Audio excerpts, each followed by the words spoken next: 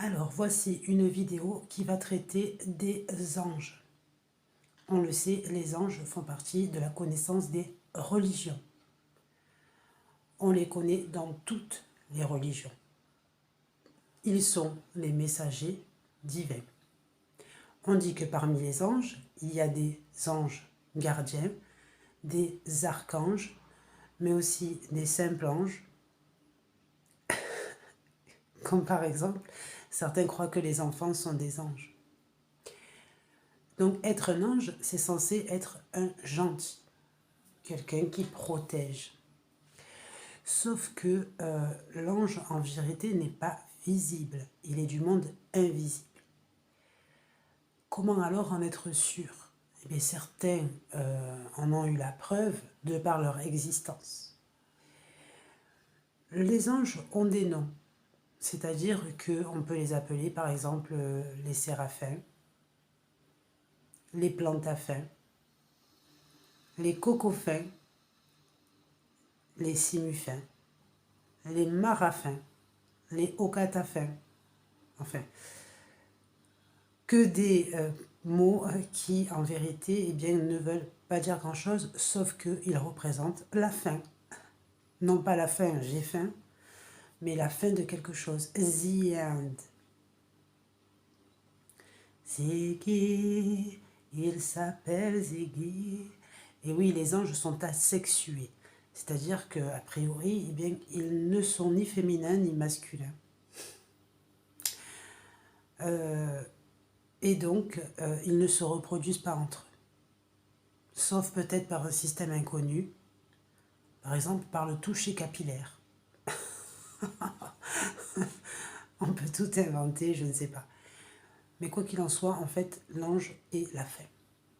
Donc ça veut dire que combien de fins il y a-t-il dans une journée face à une situation ou face à une étape de vie, face au temps, face à une période, face à une volonté, face à quelque chose que l'on veut.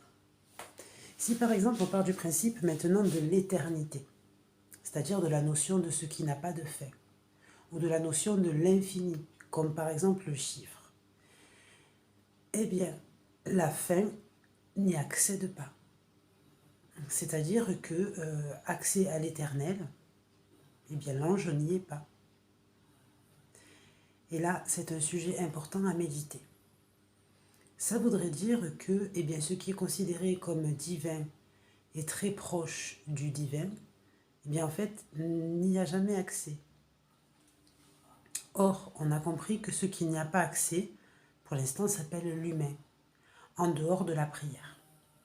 Donc ça veut dire que la prière, par exemple, qui permet de se rapprocher de l'ordre divin, de demander au divin, eh bien, fait automatiquement dépasser le sens de l'ange et donc, hiérarchiquement, se trouve supérieur, puisque l'ange, lui, ne fait aucune prière. Par contre, il est la fin et donc n'est pas Dieu. Qu'est-ce que la fin la pire que l'humain craint le plus? Elle s'appelle la mort. Donc en fait, le plus grand des anges, l'ange le plus puissant, eh bien serait la mort, l'ange de la mort. Et la fin qui se renouvelle, eh bien fait que l'ange serait alors une étape de transition, c'est-à-dire une étape de métamorphose ou d'arrêt, de blocage, de nœud. Et donc, qu'est-ce qui bloque? Qu'est-ce qui bloque? Par exemple, on peut dire je pense à quelque chose, mais je suis bloqué. Ou on peut dire j'ai envie de faire quelque chose, mais je n'ai pas envie. Ou alors on peut dire dommage que je ne le fasse plus, dommage que je ne le sois plus. C'est-à-dire tout le monde du regret.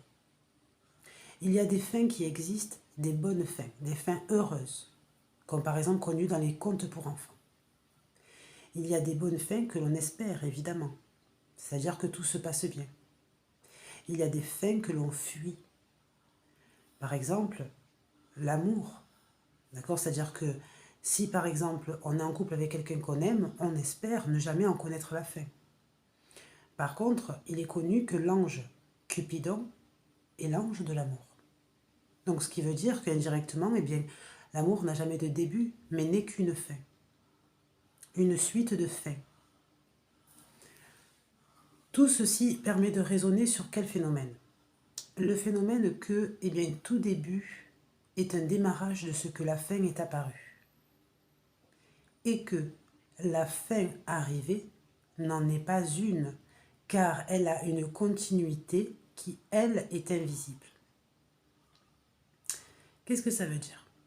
Ça veut dire que l'ange, qui est censé être un protecteur, ne peut agir que sur le phénomène de la fin de quelque chose, mais non pas sur le principe de ce qui est. Un exemple, d'accord? Vous vivez, vous vous appelez Jeanne, vous vous appelez Marc, allez, Marc, d'accord? Et puis vous croyez aux anges, d'accord? Donc vous dites, j'espère que mon ange va m'aider pour me sentir bien dans la journée, etc. Il y a des personnes qui sont comme ça. Alors qu'en fait, l'ange, qu'est-ce qu'il va faire? Eh bien, il est la fin. Donc ça veut dire qu'au mieux, si l'ange est bon, eh bien, il va donner fin à toute épreuve qui pourrait être mal vécue. Mais il ne peut pas apporter quelque chose de commencement, de nouveau. Entre autres, le phénomène de l'existence de l'ange sur le principe de ce qu'il est ne permet pas d'entamer un chemin, mais d'en finir.